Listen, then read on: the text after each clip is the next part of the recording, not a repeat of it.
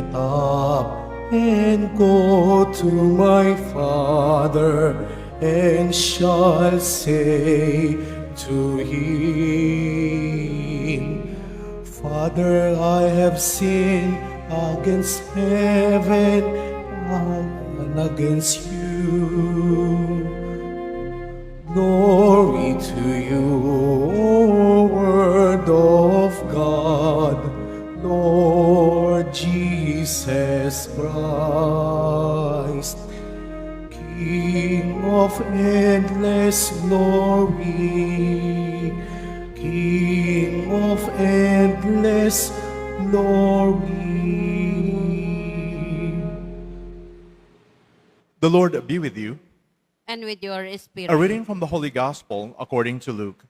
Glory to you, O Lord. Tax collectors and sinners were all drawing near to listen to Jesus, but the Pharisees and the scribes began to complain, saying, "This man welcomes sinners and eats with them." So to them, Jesus addressed this parable.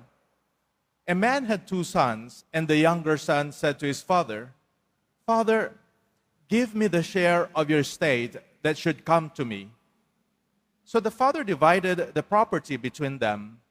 After a few days, the younger son collected all his belongings and set off on a distant country, where he squandered his inheritance on a life of dissipation. When he had freely spent everything, a severe famine struck the country and found himself in dire need. So he hired himself out to one of the local citizens, who sent him to his farm and tend the swine. And he longed to eat his fill on the pods on which the swine fed, but nobody gave him any. Coming to his senses, he thought, "How many of my father's hired workers have more than enough food to eat? But here I am, dying from hunger. I shall get up and go to my father, and I shall say to him, 'Father, I have sinned against heaven and against you. I no longer deserve to be called your son. Treat me as you would treat one of your hired workers.' So he got up and went back to his father. While he was a long way off, his father caught sight of him and was filled with compassion. So he ran to his son, embraced him, and kissed him. His son said to him, 'Father, I have sinned against heaven and against you. I no longer deserve to be called your son.' But his father ordered his servants, 'Quickly, bring the finest robe and put it on him. Put a ring on his finger and sandals on his feet. Take the fattened calf and slaughter it. Then let us celebrate with a feast, because this son of mine was dead and has come to life again. He was lost and has been found.' Then the celebration began. Now, the older son had been out in the field, and on his way back, as he neared the house, he heard the sound of music and dancing. He called one of the servants and asked what this might mean. The servant said to him, 'Your brother has returned, and your father has slaughtered the fattened calf, because he has him back safe and sound.' He became angry. And when he refused to enter the house, his father came out and pleaded with him.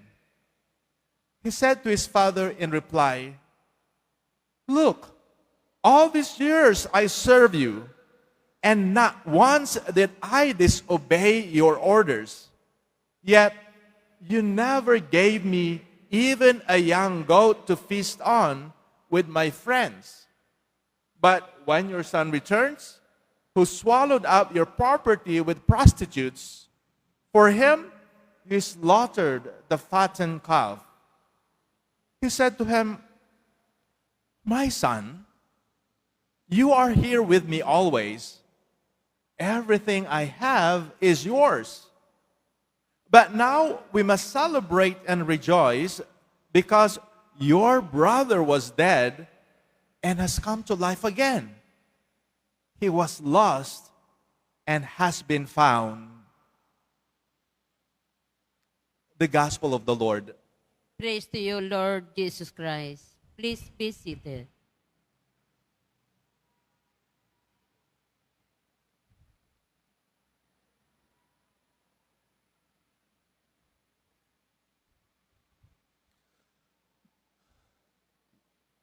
Good morning, good afternoon, good evening. Ito po ang ating pagbate kapag ang alam mo, ang misa ay para sa buong mundo. Today is Saturday and for the Minor Basilica and National Shrine of Jesus Nazareno, it is a Pilgrim's Day. Kaya po we are extending our greeting to everyone who have visited or are visiting Quiapo Church. But first and foremost, can we bless each other? Pwede bang sabihin natin sa bawat isa, God bless you. Doon po sa katabi ninyo, God bless you. Ayan. This is what we came for, the blessing. And as we all know, the blessing of God doesn't just happen anywhere else, but when people gathered in the name of Jesus, the presence of God is shared among those who are gathered. At nais po nating batiin yung ating mga pilgrims o mga devotees from all over the world. Kagaya ng nasabi ni Father Nat, no? Siya po ay devotee ng mahal na pong Jesus Nazareno, and he is ministering, no, to the devotees also of their place in the U.S. in Sacramento. Kaya binabati po natin ang mga deboto po diyan po sa St. Mary's Parish at saka sa St. Basil Parish sa Sacramento, California. Wow, ang sarap, no? Magandang pagbati po sa inyo mga kadeboto. And also, we would like to appreciate and recognize our devotees po diyan sa Santo Niño de Praga Parish, sa Cogio Village sa Antipolo. Ako po ay dadalaw diyan. Ganun din naman po ang mga deboto po natin diyan sa Saints Joachim and Anne Parish, diyan po sa Barangay Kalumpang, Liliw, Laguna. Ayan, next week po, next Saturday, I will be there. And of course, ang atin pong Dalaw Nazareno is happening right now. Diyan po sa St. Joseph Cathedral, diyan po sa Diocese of Balanga with Bishop June, diyan po sa Bataan. And all of us here gathered ay binabati po natin ang bawat isa. And, if we look at the gospel, we realize, yes, there are two sons, no? The parable of the prodigal son. Dalawa po yung anak. The one who immaturely, prematurely hiningi yung kanyang mana, no? Bagamat buhay pa yung ang kanyang magulang, hiningi na niya agad yung mana niya. That's the first one, the prodigal son. So, kinuha niya yung mana niya, nilustay niya sa ibang lugar. No, he didn't care about his father. Yung father naman, all out giving and understanding. Ano natira? Yung panganay. Nung umpisa, akala natin yung bida yung panganay. Pero hindi pala. Bakit? Because something happened. When the younger son came back and warmly accepted by the father, yung panganay coming from the field, from work, nalaman niya na nagsasakakasayahan, nagkakaroon ng party doon sa kanilang bahay because his younger brother came back, sumama ang loob niya. Pinuntahan siya ng kanyang tatay sa labas at inamu-amo. Yung pala, lumabas yung tunay niyang kulay. No? Yung pala, he was also expecting. He was also waiting for something from his father. that he got disappointed, kaya hindi siya pumapasok sa bahay nila. In other words, this parable of the prodigal son brings to us the two sons as both sinners. Pareho pala silang makasalanan. Pareho pala silang nagkasala. Bakit yun ang ginamit ng Panginoon na parable? Look what happened in the first part of the gospel. The first part of the gospel tells us that this parable was addressed to the Pharisees and the scribes. Itong talinhaga pong ito, sinabi ng Panginoon sa mga Pariseyo at sa mga eskriba. Bakit? Kasi hindi nila nagugustuhan si Jesus bilang Hudyo nakikisalamuha sa mga public sinners during that time. Tax collectors, prostitutes, and others. Hindi nila nagugustuhan. They were criticizing Jesus because he was associating with the so-called public sinners during that time. And therefore, because of that, he gave this parable of the prodigal son. And in other words, ano ibig na sinasabi ng Panginoon dito sa prodigal son, the parable of the prodigal son? Ang sinasabi lang po niya dito, lahat naman tayo makasalanan. Just like the parable of the prodigal son, that seemingly the younger son was just the one who sinned against the father. But at the end of the whole parable, we realize, ang sinasabi pala ng parable, ng talinhaga, parehong anak nagkasala. And therefore, the message got clearer. Ang message ng Panginoon dito sa mga eskriba, sa mga Pariseyo, lahat tayo makasalanan. Kung makapag-criticize kayo sa mga outcasts, ganun na lamang kayong dinidiscriminate ang mga makasalanan. For all you know, kayo rin makasalanan. Kung papaano kami ay makasalanan, lahat tayo makasalanan. That's the whole point of the parable. We have to accept it or else we will just be fighting against each other, criticizing each other, pulling each other down. No one would encourage anyone. No? Because we realized, what we knew ay sila makasalanan, ako hindi. First message of the Lord, we have to accept that we ourselves are sinners. Tayo makasalanan. Opo, may mga pumapatay ng tao, hindi ka pumapatay. But it doesn't prove na hindi ka makasalanan. Oo, magnanakaw sila, ikaw hindi nagnanakaw. But that doesn't prove na hindi ka rin nagkasala. Oo, sila malapastangan sa mga magulang. Oo, sila nanloloko. Oo, sila nandadaya. Oo, sila nang i-snatch, nang hold up. Oo, sila yon. But that does not prove that we are not sinners. Lahat tayo makasalanan. Di po ba? We have to accept it. Or else we will just like be the scribes and the Pharisees who look up to themselves and look down on others.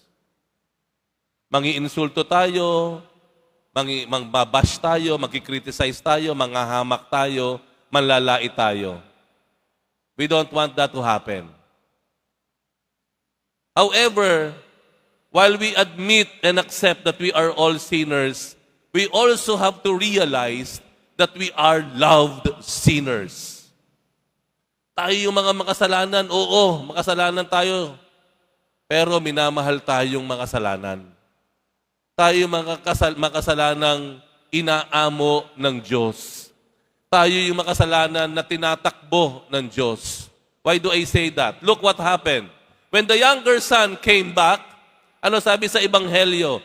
From afar, malayo pa, nakita na nung ama na parating ang kanyang anak. Ano ibig sabihin nun? All this time, the father was waiting. Hindi niya hinintay yung anak niyang nagkasala na kumatok sa pinto at pagbuksan. No! The gospel is clear. From afar, the father saw his son coming back. naghihintay ang Diyos. He is not giving up on any one of us. At ano sumunod na pangyayari? Nung makita niya yung anak niya, hindi niya hinintay from where he was. Maybe at the door, by the door of his house. Hindi. Na sinabi niya siguro nung tatay, buti naman, natuto kang bumalik. Natuto kang umalis, natuto kang bumalik. Sino ngayon ang tama sa atin? Hindi gano'n ang narinig mo sa ama. What did the father do? He ran. Tinakbo niya yung anak niya. Hindi niya hinintay na humakbang pa ng ilan pabalik sa tahanan. Instead, he rushed to his son. At anong ginawa ng tatay? Nung dumating siya sa harapan ng anak niya, hindi niya sinampal.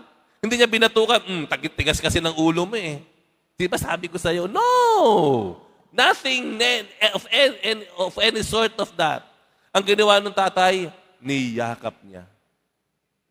Without the son saying anything at all. Wala pa sinasabi yung anak, ha? Wala pa sinasabi. Niyakap na niya ang kanyang anak. Parang sinasabi nung tatay, Nak, wala kang kailangang sabihin. Mahal kita at pinatatawad kita. At niyakap niya ng mahigpit ang kanyang anak na nagkasala. Yung anak niya na kinuha na yung mana, buhay pa siya. Yung anak niya na nilustay ang lahat ng kanyang pinaghirapan sa masamang gawi. Niyakap niya, pinatawad niya.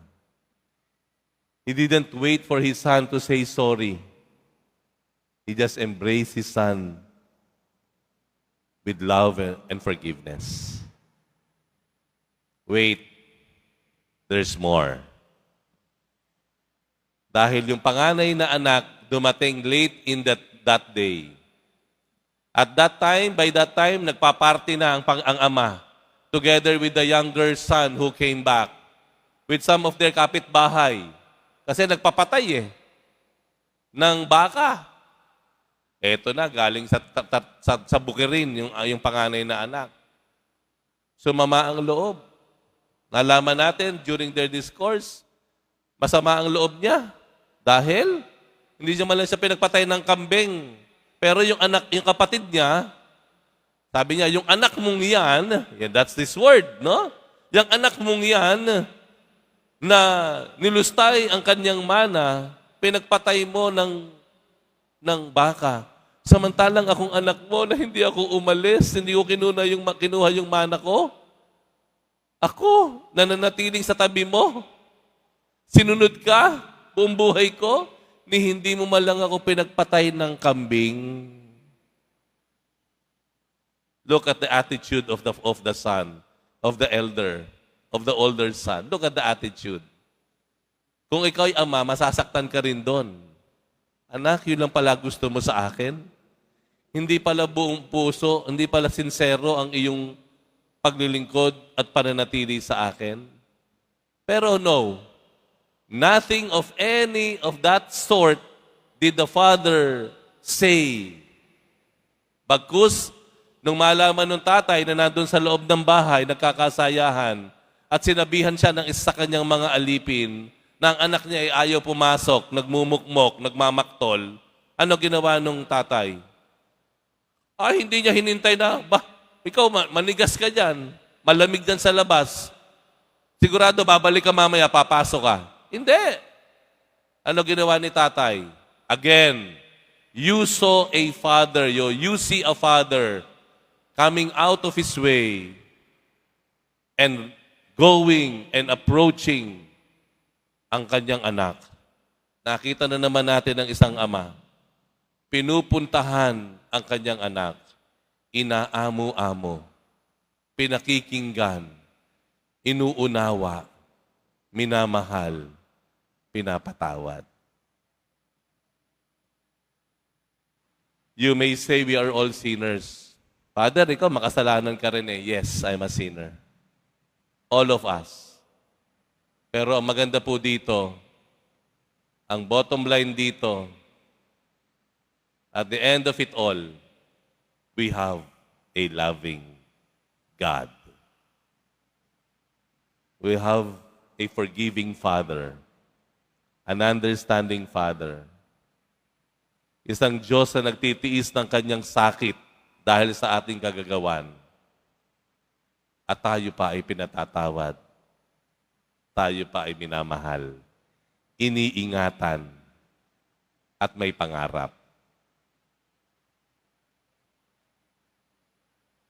Sana po, mamaya, lalabas tayo ng pintuan ng Quiapo Church carrying these words in our hearts.